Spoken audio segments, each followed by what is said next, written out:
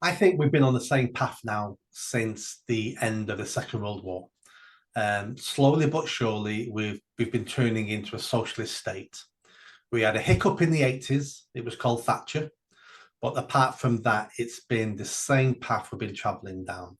Bigger states, more interference, more government programs, less personal responsibility, less rights that are important, but more meaningless rights. Yep. And that's the road we've been going down. And this government now is carrying on that journey. They didn't cause these problems. No, I keep hearing people saying it's all because of Labour. They've only been in power 50, 60 days. It's all Labour.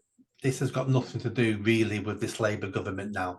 They're just carrying on the agenda that's been going on for a long time. Yeah. And what is surprising is most people are quite happy going along with it and always have been happy going along with it. Something happened at the beginning of last century that changed the British people, that changed the English psyche. I wrote an article last year about the two world wars, maybe losing the bravest, the best men of the country damaged us genetically, damaged us socially and emotionally, turned us a little bit more to cowardice and wanting to be protected. We didn't pass on those traits because the good men had all died. If you're in a battle, who are the men more likely to take the risk to charge that machine gun nest? It's the brave men. And obviously, the least brave you are, the more likely to be a little bit slower running, or being behind someone else.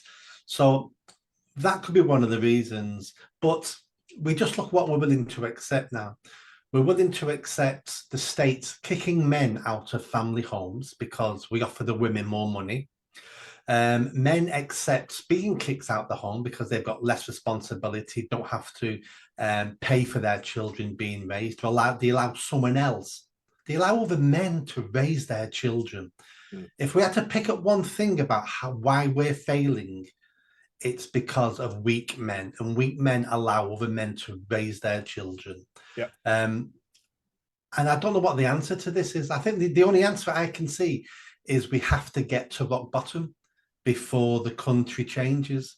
And I was hoping for Labour government because I know Labour government will take us to rock bottom quicker. Because the Tories were taking us to the same destination and have been over 14 years. But Labour will do it quicker. So praise to Labour. Let's get to rock bottom and then maybe we can rebuild our country into something better than it is now, because what it is at the moment, nobody wants. I mean, have you met anybody who praises our country now, who wants, for people who are born here? I know migrants are still coming because it's still better than where they're coming from.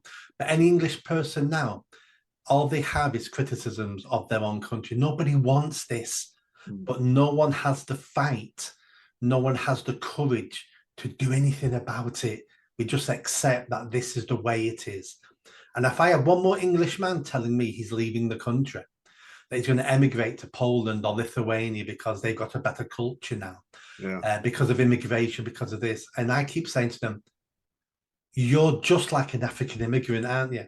You're running away from your country, from your responsibility. You're abandoning your people, your family, your relatives for you to have a better life.